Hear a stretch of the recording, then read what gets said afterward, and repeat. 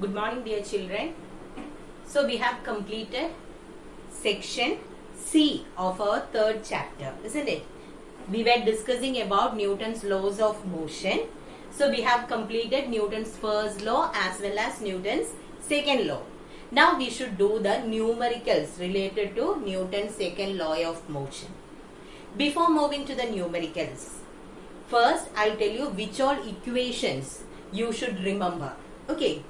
So, you can take your notebook, then you can write today's date, write the subheading numericals, and below that, first itself you can write the important equations which we need here. Okay. So, in this section, which were the equations which we discussed? We started with momentum, isn't it? Momentum is equal to, what is the equation? mv. P is equal to mv, where P is the momentum, m is the mass, and v is the velocity. Then, which was the next equation of that is mathematical representation of Newton's second law of motion. Which was that? It is F is equal to ma. Okay. Now, from Newton's second law, it is rate of change of momentum is directly proportional to the applied force. So, delta P by T is equal to F. This is the next equation. So, in this section, we have discussed about these three equations.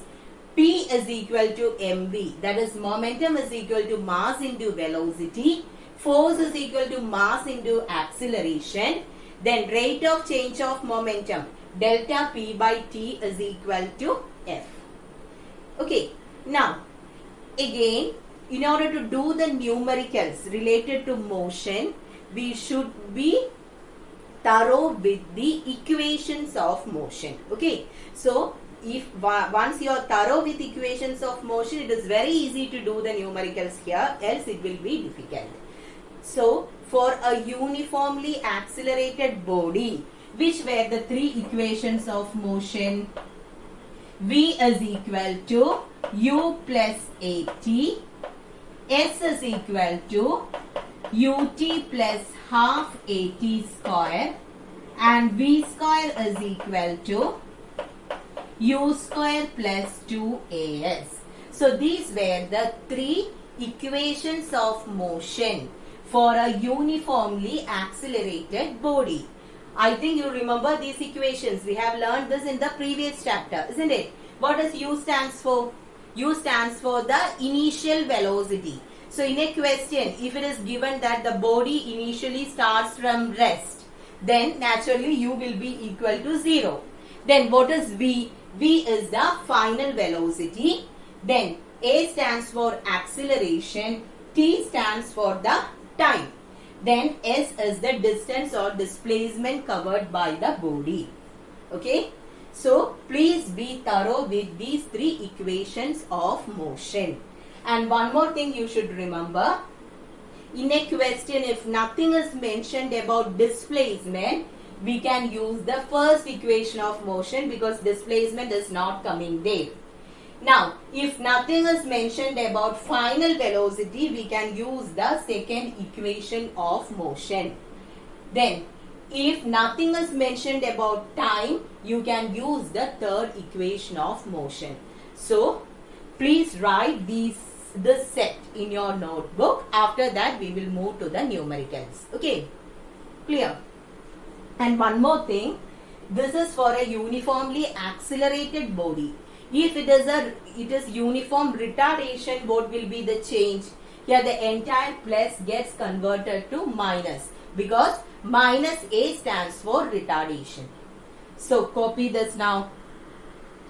Now you can take page number 70 in your textbook.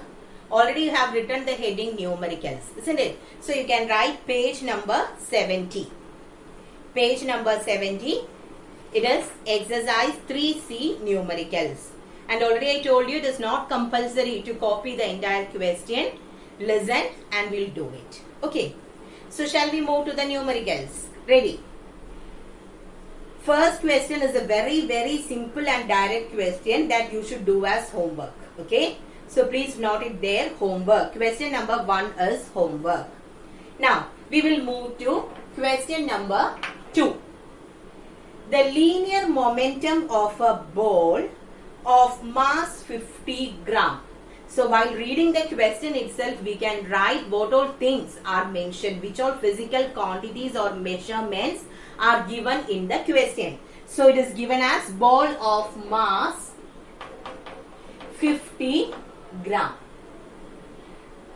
The linear momentum of a ball of mass 50 gram is 0.5 kilogram meter per second. So what is that 0.5 kilogram meter per second?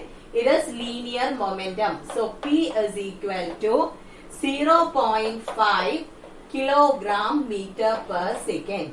And what are we asked to calculate here? We are asked to calculate the velocity. So it's a very direct question, isn't it? It is a simple and direct question.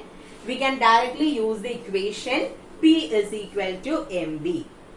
But here the issue is simply if you multiply these two things, or P is equal to mv, and from here if you are directly doing it, you will go wrong. Why? Because here mass is given in CGS system and momentum is given in SI system. This is one place where usually children lose mark for the board exam. Okay. So after seeing this, we will directly do, we won't check the unit. So be careful about the unit always. Clear? So what is the problem here? Mass is given in gram, which is the CGS unit. So the first thing is you should write it in kilogram. So how to convert gram to kilogram? Smaller to bigger means it is always dividing, isn't it? Smaller to bigger division. And gram and kilogram, the relation is 1000. So 50 divided by 1000, which is equal to 0.05 kg. Okay? Be thorough with that. Smaller to bigger. If you are converting smaller unit to a bigger unit, always divide. Bigger to smaller means always multiply. Okay. So gram and kilogram. 1000 gram makes 1 kilogram. So I have divided 50 with 1000 and it is 0.05 kilogram. Now we have mass and momentum and we are asked to calculate the velocity. What is our standard equation? P is equal to mv. So I need v. So if I need v, I'll be keeping v here. P was already there. Okay. So if I need v, I should move m from its place. So if m moves across the equal to sign, it will go to the denominator. Okay. So what is the equation for calculating v? V is equal to P by m. Okay. So if we need v, we should move m from this side. So if a quantity, if it is multiplication, and if a quantity moves across the equal to sign, it will go to the denominator. So V is equal to P by M. Then how much is P given here? Here it is 0.5 and M is 0.05. Again it is somewhat confusing, isn't it? In the numerator and denominator we are having both decimal points. So what should I do? Just count the number of decimal places in the denominator. How many decimal places are there? 2, isn't it? So multiply the numerator as well as denominator with 100. So you will be getting 0.5 into 100, 50. 0.05 into 100 is 5. So how much is 50 by 5? It is 10. What is the unit for velocity? Meter per second. So our answer is 10 meter per second. Now we will move to question number 3. A force of 15 Newton. So what should I write here? F. A force of 15 Newton acts on a body of mass 2 kilogram. So mass is given as 2 kilogram. Both are in SI system. Calculate the acceleration produced. we are asked to calculate the acceleration. So which is the relation connecting these three factors? We have already learned that F is equal to ma. Here also we are asked to calculate a. So I'll keep a here. M is moving across the equal to sign. So what happens? It will go to the denominator. So a is equal to F by m. F is 15 and m is 2. Both are in SI system.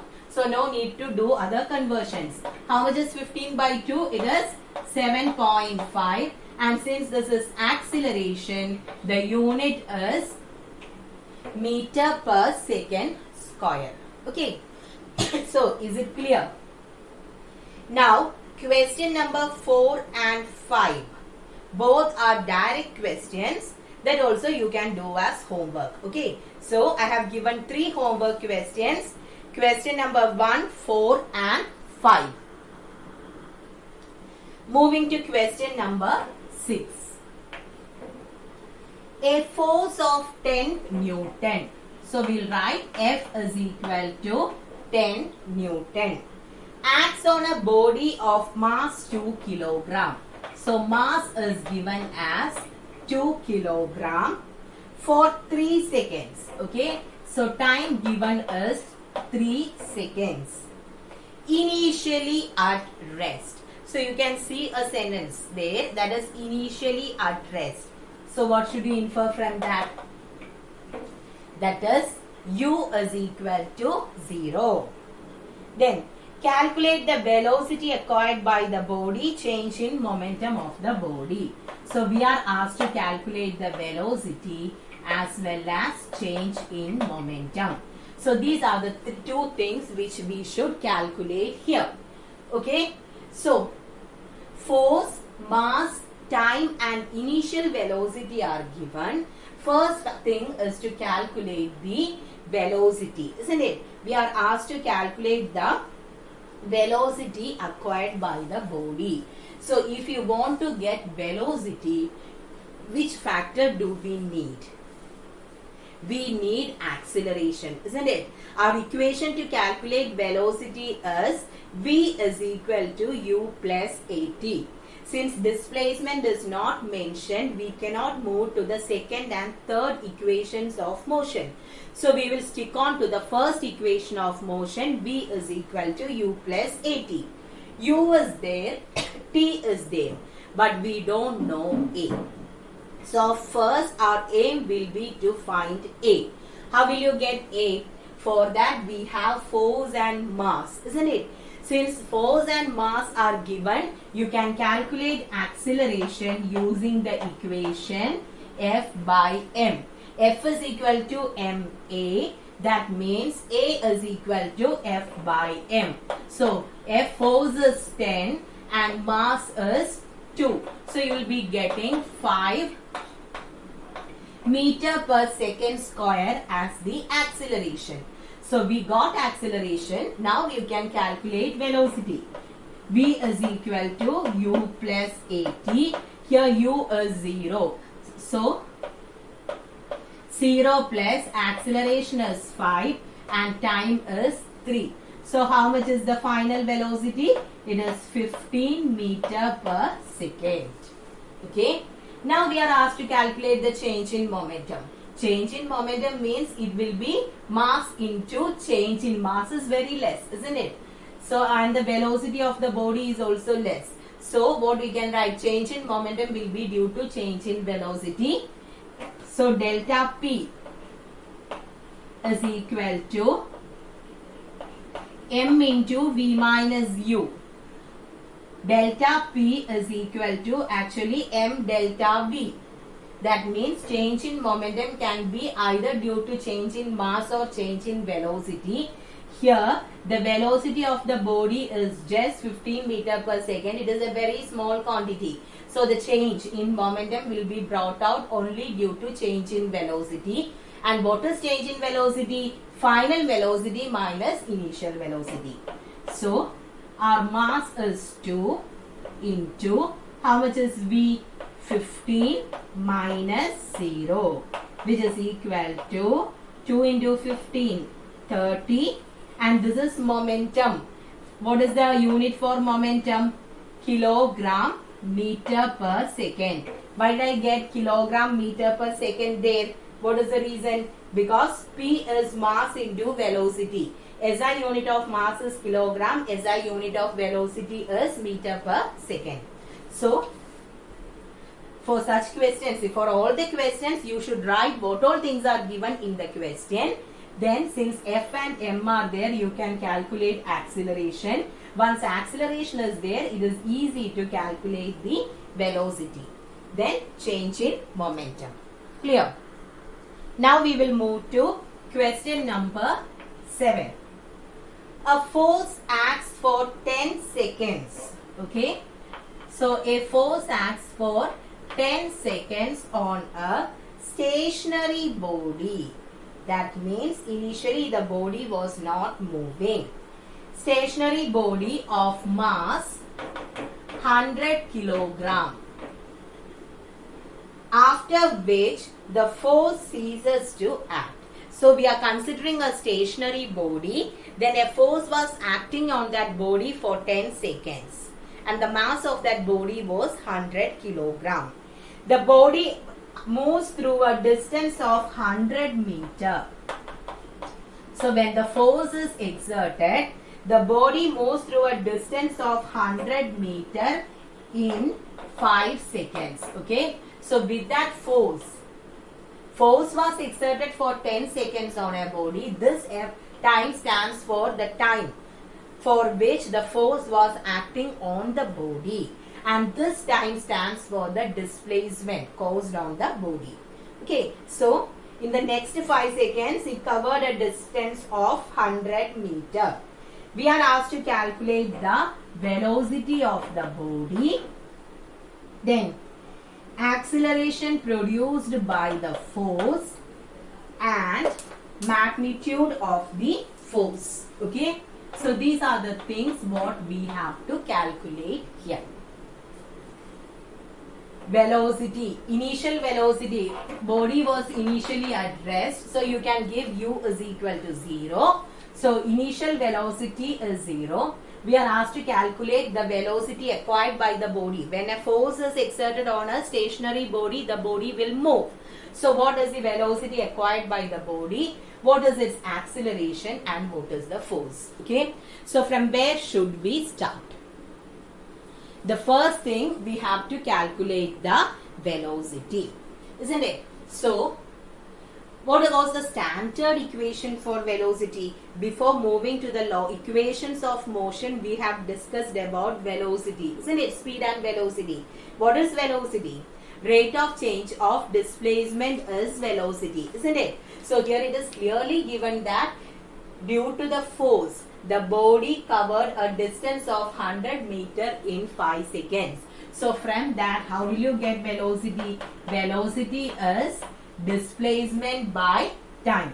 So 100 by 5, which is equal to 20 meter per second. Okay. I didn't use the other equations because it is clearly given that the body covered a distance of 100 meter in 5 seconds. So when the force was exerted, 100 meters was completed in 5 seconds. So the velocity of the body is displacement by time. So 100 by 5, which is equal to 20 meter per second. Now they have asked to calculate the acceleration produced on the body. So we have Vu and we are asked to calculate the acceleration produced on the body. So A is equal to V minus U by T. V is equal to U plus AT. So what is A? A is equal to V minus U by T. This I took from the first equation of motion. V is equal to U plus AT. So I have taken U to this side. So it became V minus U. V minus U is equal to AT, or T is equal to V minus, sorry, A is equal to V minus U by T. Now, how much is V? 20. U is 0. And which time should I take here? 10 seconds or 5 seconds? Which time should I take here? Here we should take the time 10 seconds. Why? Here you are asked to calculate the acceleration produced by the force. Okay? Force, when the force was exerted, what was the acceleration produced on the body? So, force was acting on the body for 10 seconds. That is the reason why I have used 10 here. In the previous case, displacement 100 meters was covered in 5 seconds. That is why in order to find velocity, I have used 5.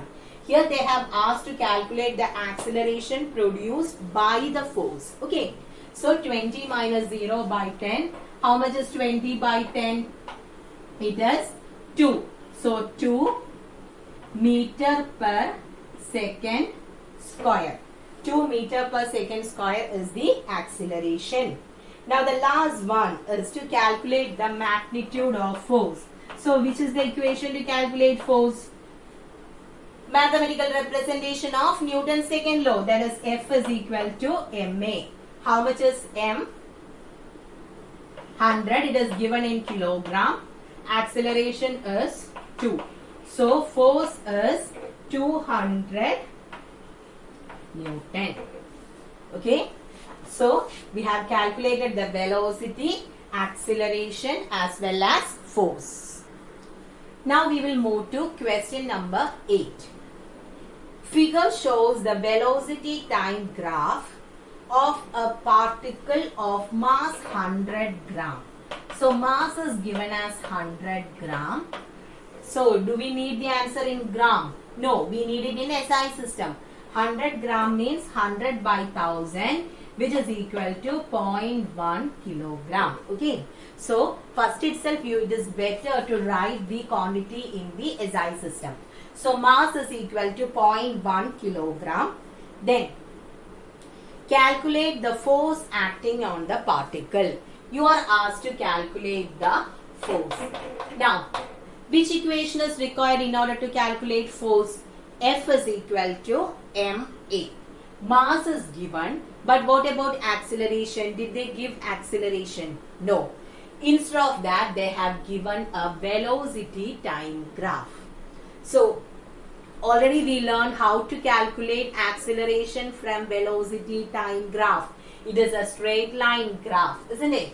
So, it is a straight line graph, and from this, how can you calculate the acceleration? This is a velocity time graph. So, do you remember? How will you, from a velocity time graph, how will you get the acceleration? Slope of velocity time graph will give you the acceleration, isn't it? So how will you get the slope? That is, just construct a triangle, quantity with the value coming in y-axis divided by the value coming in x-axis will give you the acceleration, isn't it? That is slope. So in this diagram, do you remember the letter which is used to represent slope? Slope is represented using small letter m. So slope is equal to the quantity in y-axis divided by quantity in x-axis. Okay. So slope is equal to quantity in x-axis by quantity in y-axis. And what is that? What is rate of change of velocity? Which is equal to acceleration. So what is the quantity given? How much is the quantity given in the y-axis? This is y by x. Okay, quantity given in the y-axis by quantity given in the x-axis. In the y-axis we have velocity, and in the x-axis we are having time. So here it is. You can just consider this triangle. Okay, this entire thing can be considered. Now, how much is the quantity value in the y-axis? Corresponding to this point, we have 20. Okay, divided by, then how much is time? This length is 5. So 20 by 5. 20 by 5. How much is that? 4. So 4 meter per second square is the acceleration. Hope you understood. Slope of a velocity time graph will give you the acceleration. So I am considering the slope. In the y-axis it is velocity, and here in order to get the slope, will be constructing the triangle. So here we are considering this entire triangle since it is given like that in the question. So here it is 20. Corresponding to this it is 20, and here corresponding to this point it is 5. So 20 by 5 is equal to 4. So we have acceleration and mass. Now it's very easy to calculate force. F is equal to ma. So mass is 0.1, acceleration is 4. So this is 0.4 Newton. So this is the force. So hope it is clear. Okay, thank you.